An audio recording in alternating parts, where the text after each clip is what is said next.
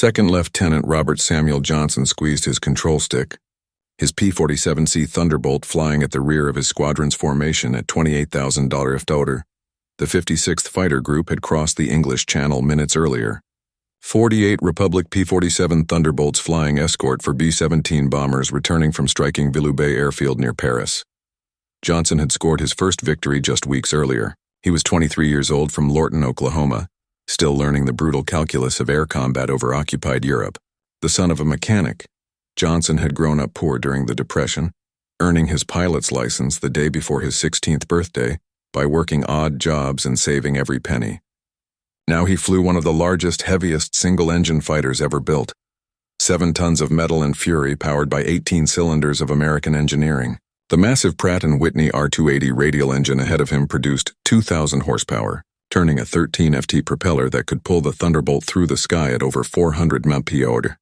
Then everything exploded. 16 Fowler Wolf, FW-190 fighters from Jagerschwade, 26, one of the Luftwaffe's most elite units, dove out of the sun from $32,000 FT. The first pass scattered the Thunderbolts. Johnson's aircraft flying tail and Charlie took the concentrated fire of multiple German fighters. 20mm cannon shells tore into his fuselage. The canopy shattered. Hydraulic lines ruptured, spraying fluid across his face and into his eyes. Shrapnel from a cannon shell peppered his right leg. A machine gun bullet creased the tip of his nose. The engine caught fire. Johnson tried desperately to bail out but discovered his canopy was jammed, damaged by cannon strikes. It would open only 6 in. Not enough for him to squeeze through with his parachute. The fire went out on its own, starved of fuel by the ruptured lines. But Johnson was half blind, his eyes swollen shut from hydraulic fluid burns, struggling to control an aircraft that had absorbed at least 21 direct 20mm cannon hits and more than 207.92mm machine gun strikes. Any other fighter would have disintegrated. Most pilots would have been dead. Johnson and his Thunderbolt kept flying. This moment would become one of thousands that fundamentally altered how German fighter pilots understood American engineering philosophy. The Luftwaffe had been trained on aircraft that prioritized speed, maneuverability, elegant efficiency. Every gram of weight was scrutinized, every design choice optimized for performance. The Americans, it seemed, had built something entirely different. They had built a flying tank, and in that difference lay a revolution in fighter design that would influence aviation for generations to come. The German aces, the most skilled fighter pilots in the world, men who had shot down hundreds of Allied aircraft, were about to learn a humbling lesson. Skill and firepower meant nothing if your enemy simply refused to fall. The story of the P-47 Thunderbolt is not just about an aircraft. It is about the collision of 2 engineering philosophies, 2 ways of thinking about survival, 2 approaches to warfare itself. And it begins with a simple, terrifying question that German pilots ask themselves after every encounter with this massive American fighter. Why won't it go down? The Republic P-47 Thunderbolt entered service with the United States Army Air Forces in November 1942. At first glance, it seemed to violate every principle of fighter design that had been established in the first 3 years of the war. The P-47D variant, the most common model, weighed 17,500 lb at maximum takeoff weight, making it the heaviest single-engine fighter of the conflict. By comparison, the Supermarine Spitfire weighed approximately 9,500 lb, the Messerschmitt Bf-109G weighed 7,500, and the Fuller Wolf FW-190A weighed 10,800 lb. The P-47 was nearly twice the weight of Germany's most successful fighter. German intelligence officers analyzing photographs and reports from early encounters dismissed it as a mistake, a transitional design that would be quickly replaced. They were catastrophically wrong. The Thunderbolt was designed by Alexander Kartveli, a Georgian-born engineer who had immigrated to America in 1927 and joined the Republic Aviation Company, successor to Severke Aircraft.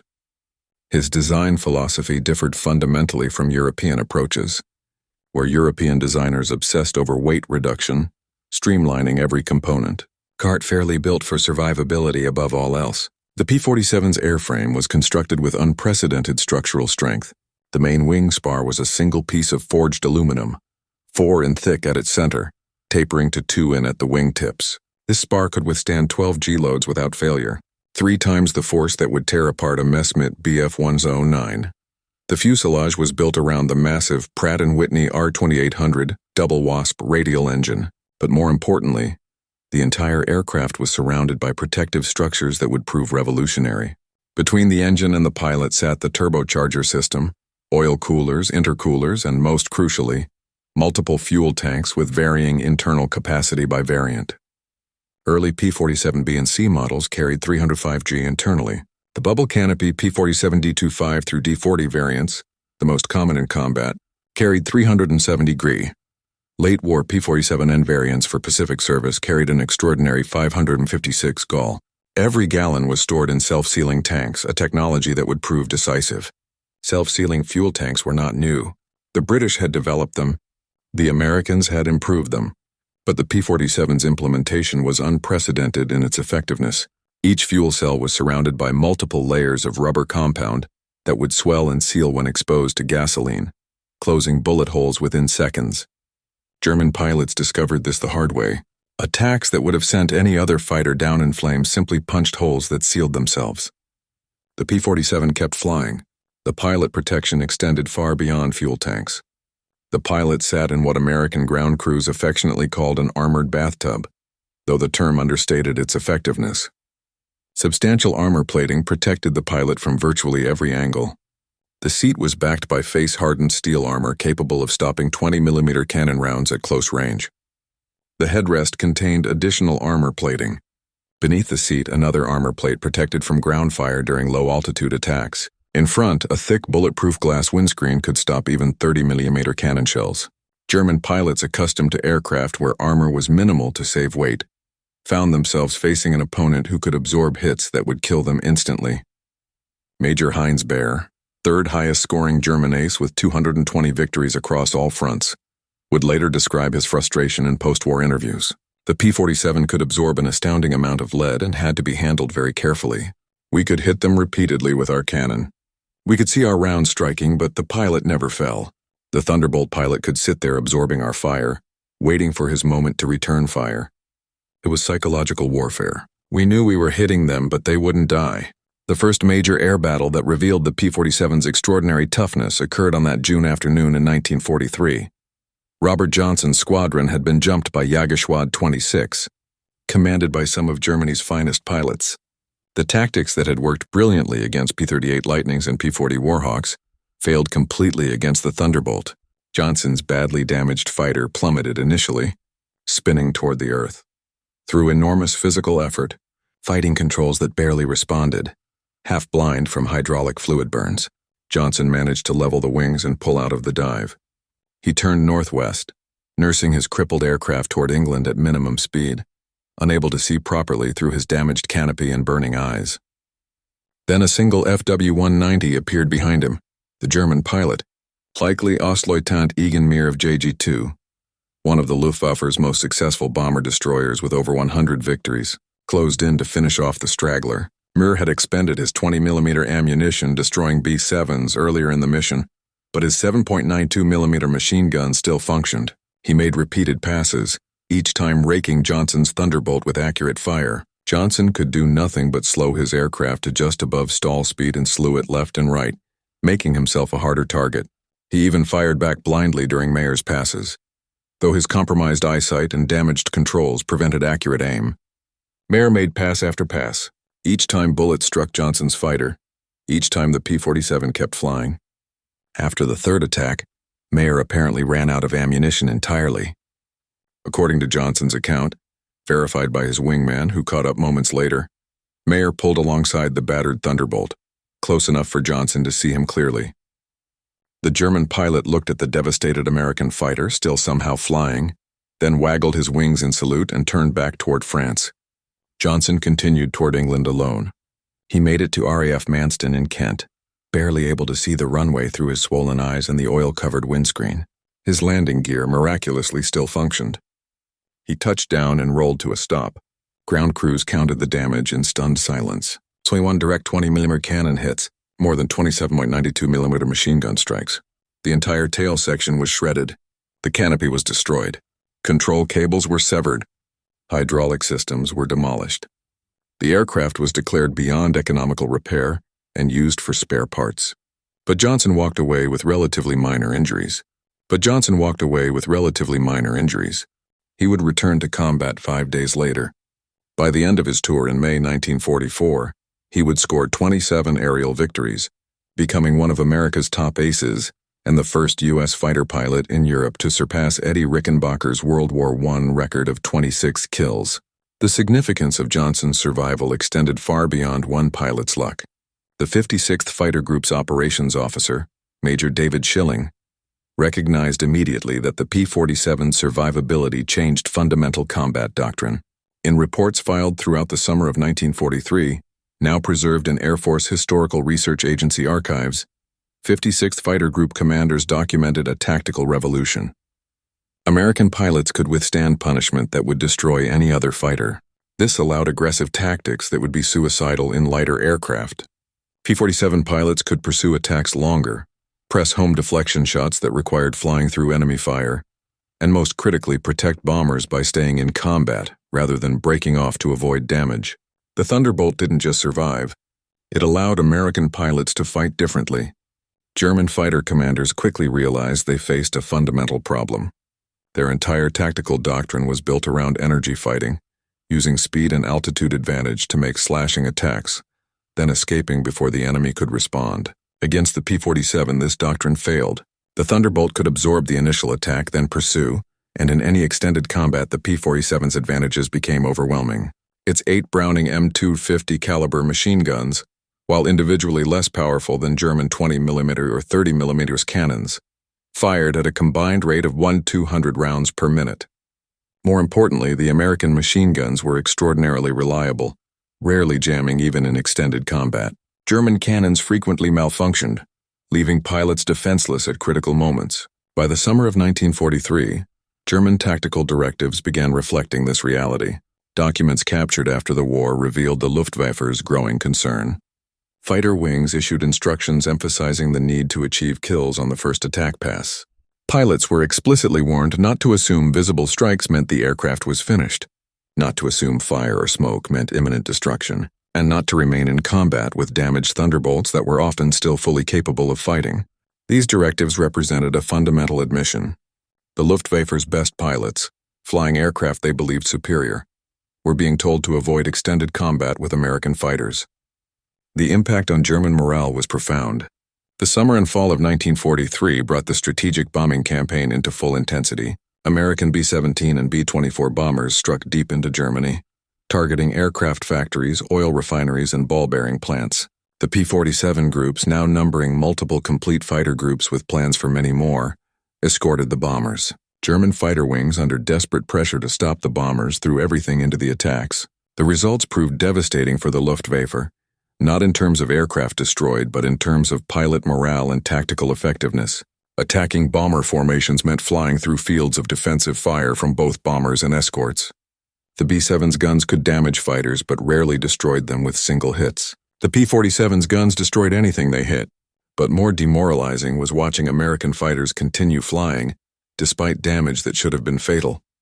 Major Gaural, 4th highest scoring ace in history with 275 victories, flew most of his missions on the Eastern Front, where he was extraordinarily successful. He flew one mission against American bombers in the West in August 1943. He never flew against them again. In post-war interviews, he explained, "On the Eastern Front, if you hit a Russian fighter solidly, it went down. The LGG-3, the Yak-1, even the later models, they were fragile compared to Western fighters. In the West, I attacked a Thunderbolt from perfect position. I was close. I had time. I fired everything. I saw pieces flying off, strikes on the fuselage, the wings, the tail. The American never wavered. He turned on me and nearly shot me down. I told my commander I preferred to remain in the East. The mathematics were better." This sentiment became increasingly common among Luftwaffe pilots. The Eastern Front, despite being numerically more dangerous, was psychologically preferable. Russian fighters could be destroyed. American Thunderbolts seemed indestructible. The statistics supported this perception. During 1943, the P-47 combat loss rate per sortie was 0.7%, compared to 1.2% for Spitfires and 1.4% for P-38 Lightnings. More tellingly, of P-47s that returned with battle damage, over 90% were repaired and returned to service within 1 week.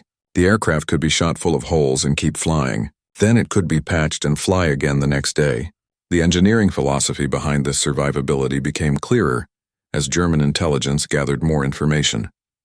Captured P-47s were shipped to the Recline testing facility in Germany, where Luftwaffe engineers conducted detailed examinations. Their reports discovered in German archives after the war revealed both admiration and frustration. German engineers noted that the P-47 used materials and construction techniques that prioritized durability over minimum weight. Where German fighters used thin aluminum stampings riveted together with as few fasteners as possible, the P-47 used thicker gauge aluminum with more robust fastening. Where German designs used single load paths for efficiency, the P-47 featured redundant structures. If one spar was damaged, another could carry the load. If one control cable was severed, backup cables existed. The aircraft was designed on the assumption that it would be damaged in combat and needed to bring the pilot home anyway. One German technical report from late 1943 captured the philosophical difference. The American design is inefficient by our standards. They use substantially more material than necessary for basic structural integrity. They accept significant weight penalties for redundant systems. They sacrifice maneuverability for protection. Yet in operational terms, their philosophy is devastatingly effective. Their pilots survive to fly again. Our pilots in our lighter, more maneuverable fighters die in greater numbers. The Americans have solved a different problem than we have. We built fighters to win dogfights. They built fighters to win wars. This observation cut to the heart of the matter. German engineering excellence had produced aircraft of extraordinary performance. The Bf-109 was faster than the P-47 at most altitudes below 25,000 ft. The FW-190 could outturn it. The Mi-262 jet entering service in 1944 was faster than anything the Allies possessed, but performance meant nothing if the pilot didn't survive to use it. The P-47's designers understood that fighter combat was ultimately about pilot survival. An experienced pilot in a less maneuverable but more survivable aircraft would defeat a novice in a high-performance aircraft. And critically, the survivable aircraft would produce more experienced pilots because they lived long enough to gain that experience. The fall of 1943 brought a new phase in the air war. Long-range escort missions pushed deeper into Germany. The P-47, equipped with external drop tanks that could be jettisoned when empty, now had sufficient range to escort bombers to targets that had previously been beyond fighter protection. German fighter commanders faced an impossible situation. Pilots reported that destroying Thunderbolts required ammunition expenditure far beyond normal combat expectations. Most pilots fired their entire ammunition load at a single P-47 without bringing it down. This meant that even if they survived the encounter, they had to return to base without ammunition, unable to engage bombers or other fighters. Entire German fighter wings were being rendered combat ineffective, not by being shot down, but by being forced to waste ammunition on unkillable American escorts. General Major Adolf Galland, commander of all German fighter forces from November 1941 to January 1945, issued directives attempting to address this problem. In October 1943, he ordered pilots to ignore American fighters and focus exclusively on bombers. The theory was that bombers were the real threat. Fighters were just escorts, and destroying the bombers would end the campaign. The directive failed catastrophically. American fighter pilots, freed from defensive concerns by their aircraft's survivability, became even more aggressive. They would dive on German formations, fly through initial defensive fire, then systematically destroy German fighters as they tried to attack bombers. First Lieutenant Francis Gabreski, flying with a 56th Fighter Group, became the embodiment of this aggressive philosophy.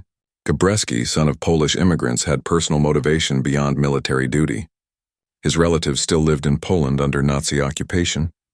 He flew every mission as if it were personal vengeance. His tactics exploited the P-47's strengths perfectly. He would identify German fighters attacking bombers, dive on them from above, withstand their defensive fire if they tried to turn on him, then destroy them with massed machine gun fire at close range. Between August 1943 and July 1944, Gabreski would shoot down 28 German aircraft, making him the top American ace in Europe. His survival through hundreds of combat missions, many seeing his aircraft badly damaged, became legendary. The winter of 1943 to 44 brought the most intense period of air combat in the European theater. Germany's aircraft industry was under relentless attack. Luftwaffe fighter strength, despite desperate production efforts, was being ground down by attrition. Experienced German pilots were being killed faster than they could be replaced. The P-47 groups, meanwhile, were growing stronger. New pilot training in the United States emphasized the P-47's survivability as a core teaching point.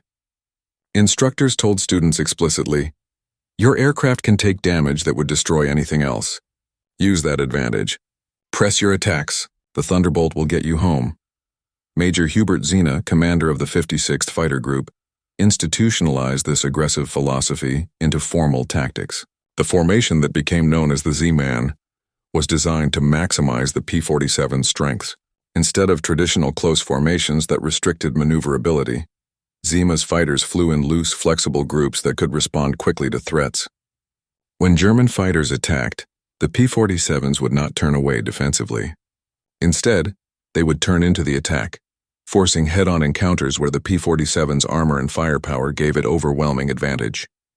German pilots accustomed to enemies who would evade found themselves facing Americans who deliberately flew into their fire, absorbed it, then returned devastating fire of their own.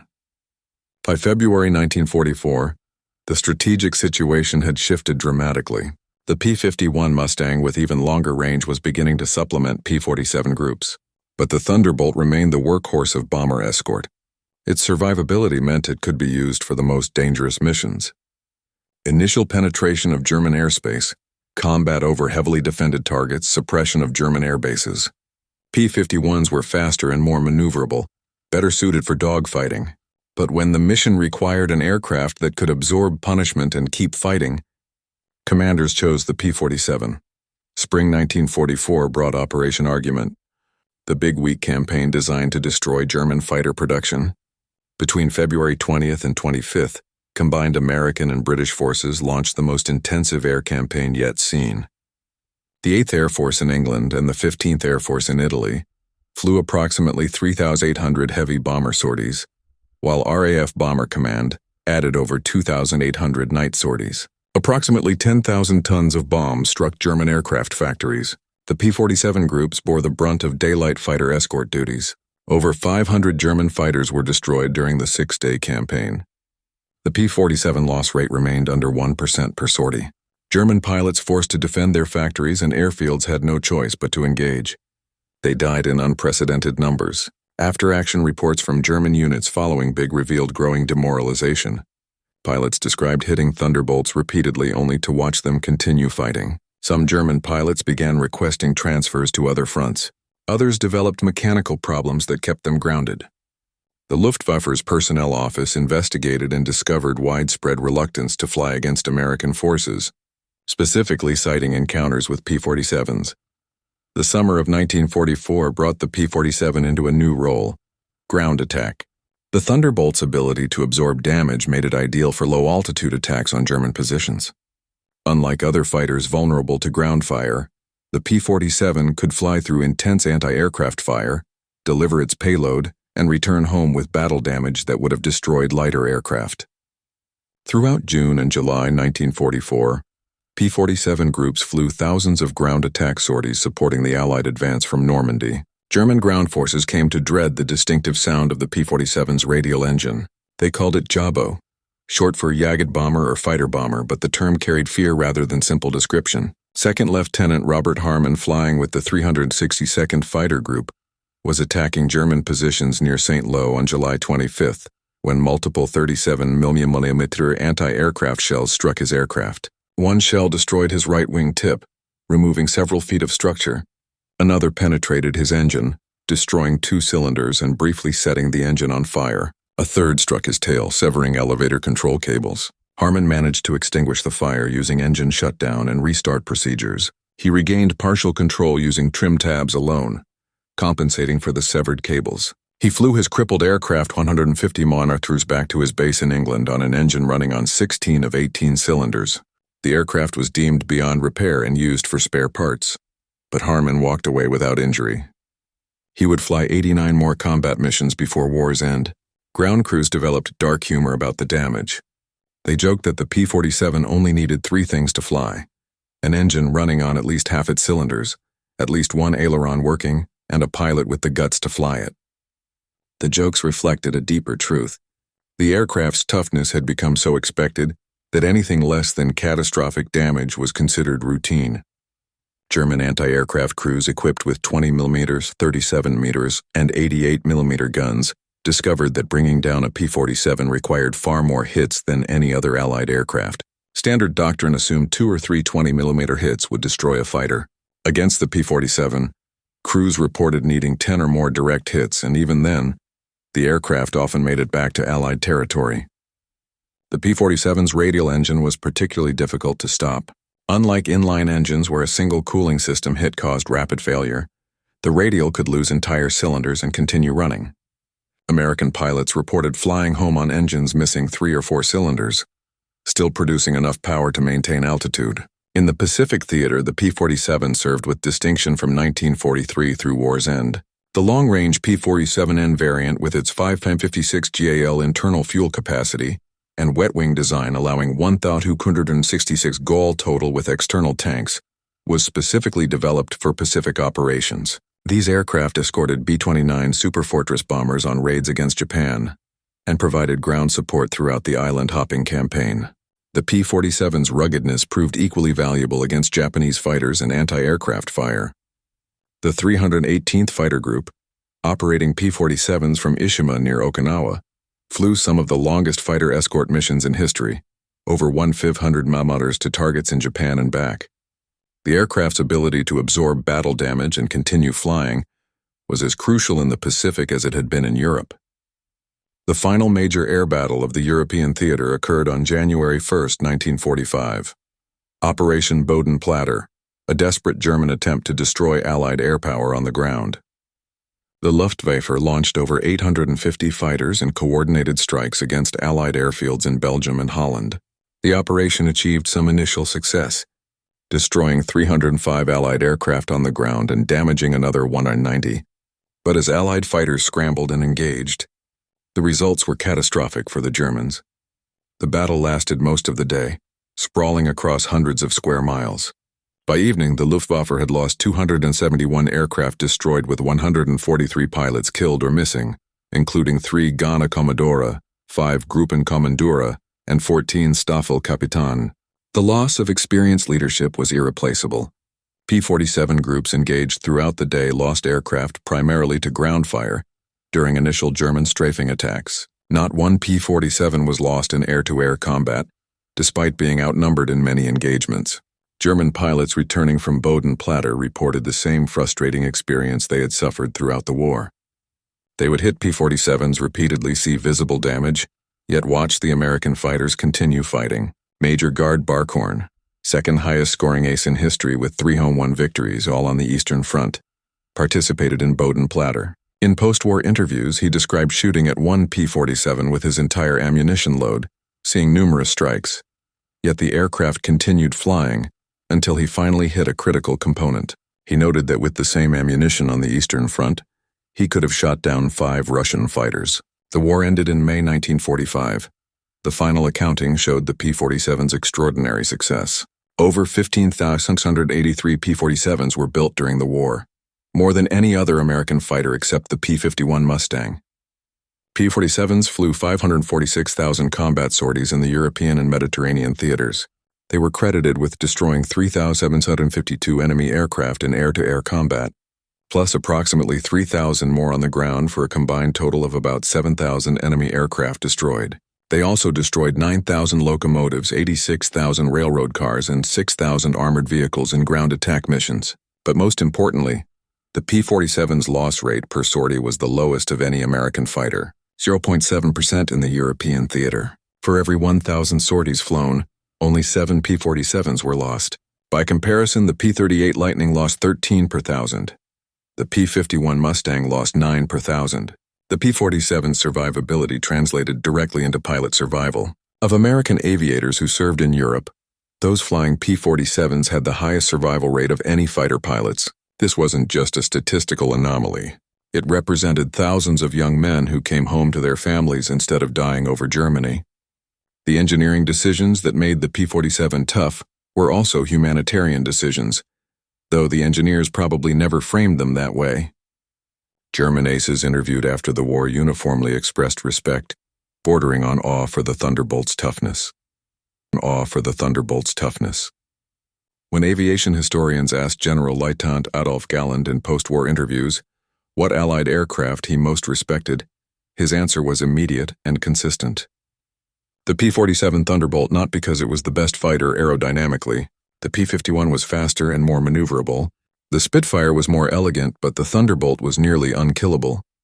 You could hit it and hit it and hit it, and it would keep coming. That was psychological defeat, knowing that your best shots might not be enough. Obus Johannes Steinhoff, 176 victory ace who survived the war despite being shot down multiple times, provided perhaps the most eloquent summary in his 1970 memoir.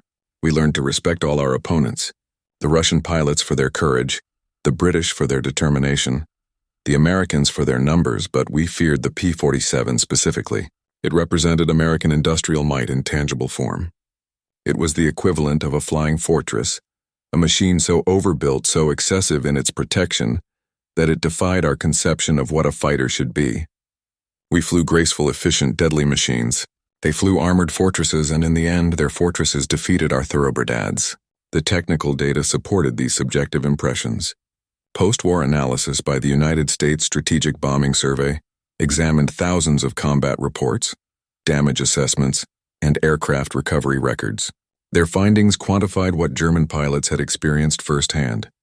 While specific hit-to-kill ratios varied by ammunition type and impact location, the P-47 consistently required far more hits to bring down than other Allied fighters. German pilots expended more ammunition per P-47 destroyed than for any other Allied fighter type.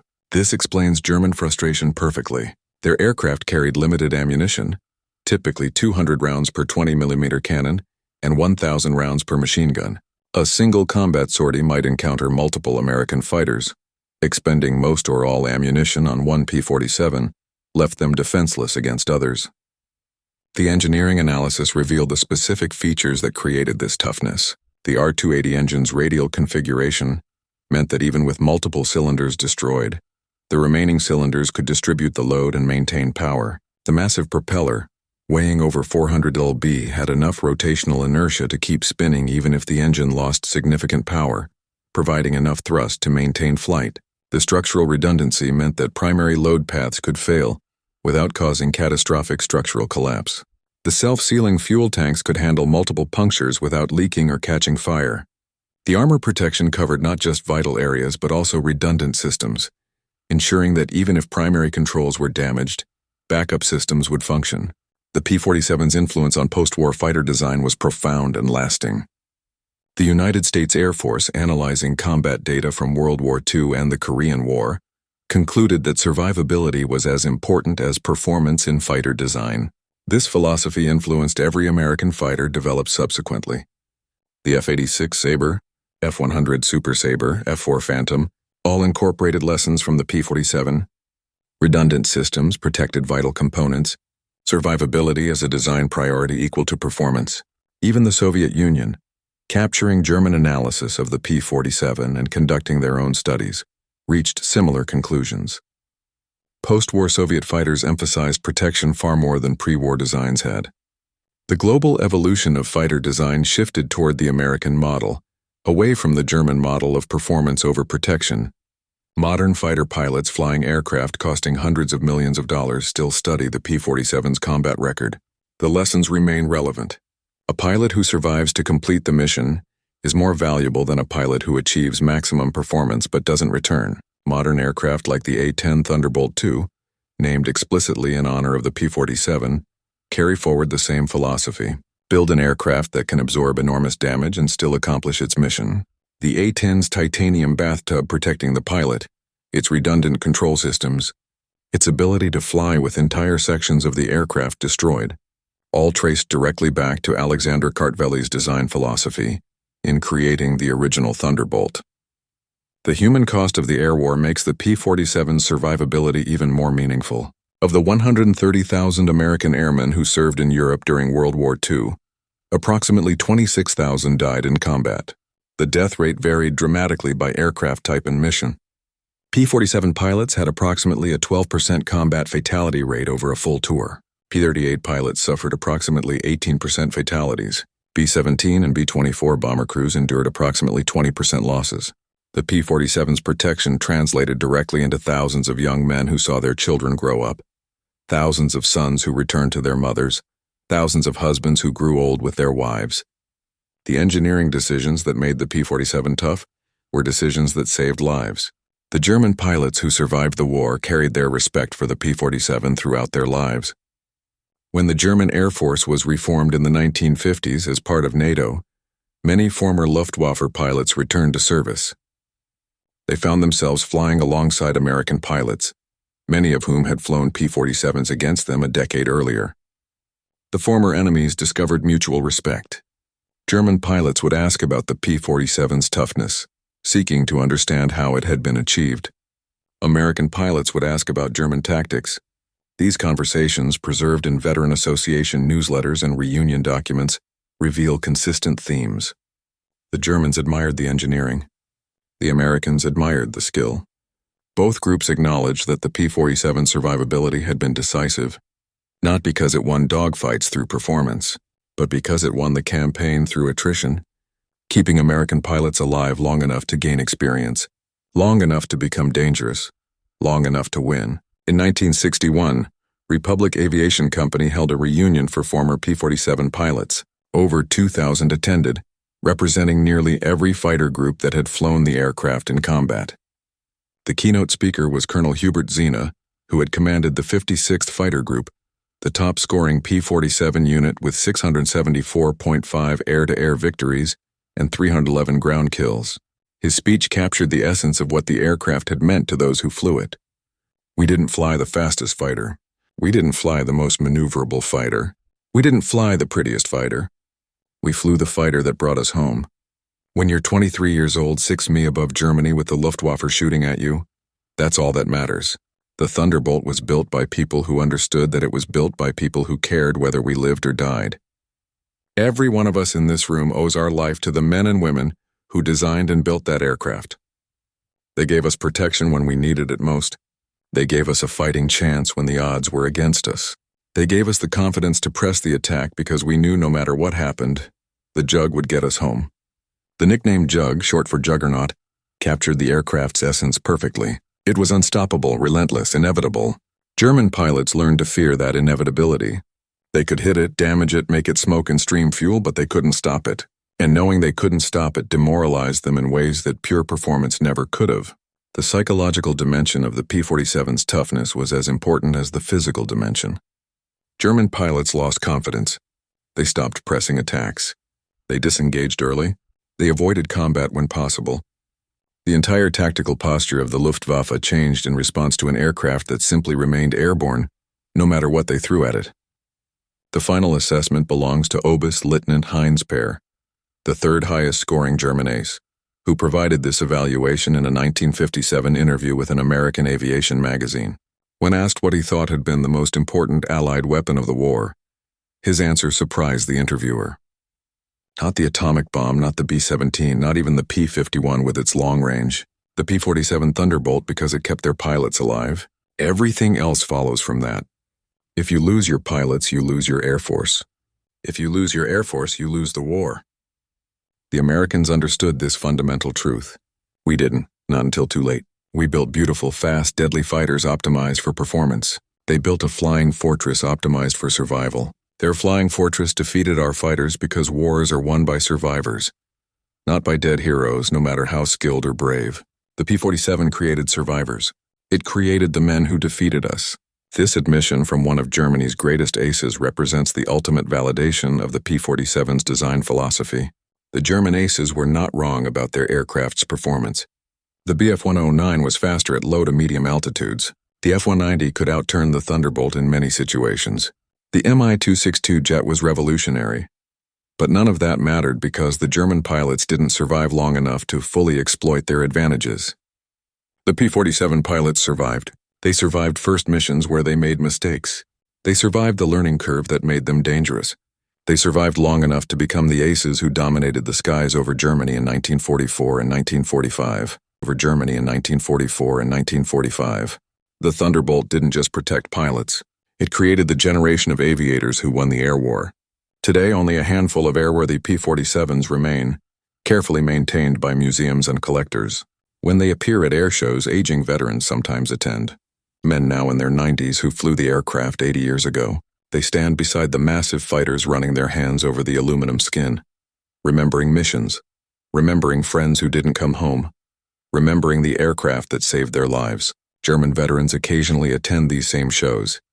Men who once tried to shoot down these aircraft, now united with their former enemies in old age. The conversations between them are remarkable. The Americans thank the Germans for their courage and skill. The Germans thank the Americans for treating prisoners with dignity. And both groups acknowledge the aircraft that stands between them, the flying fortress that proved tough enough to absorb everything the Luftwaffe could throw at it, and still brought its pilots home. The legacy lives on in every fighter aircraft that prioritizes pilot survival, in every design that chooses protection over pure performance. The P-47 proved that the best fighter is not the one that wins dogfights through superior performance, but the one that wins wars by keeping pilots alive. The German aces learned this lesson the hard way, pouring cannon fire into American fighters that wouldn't fall, watching their tactical advantages dissolve against an enemy that would not be stopped. In the end, that was the Thunderbolt's greatest weapon.